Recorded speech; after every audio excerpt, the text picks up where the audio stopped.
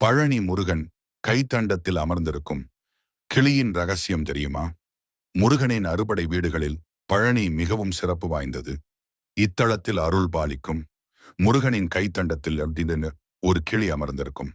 இதற்கு பின்னால் ஒரு சுவாரஸ்யமான கதை ஒன்று உள்ளது.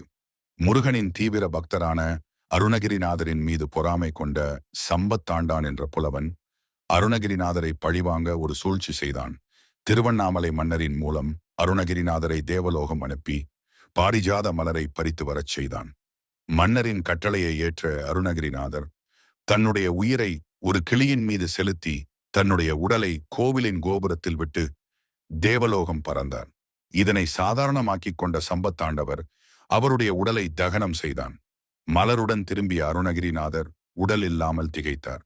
அப்பொழுது முருகன் தோன்றி, உடல் போனால் என்ன, உன்னை என் பக்கத்திலேயே வைத்துக் கொள்கிறேன் என்று கூறி தன்னுடைய தண்டத்தில் அந்த கிளியை அமர்த்திக் கொண்டார்.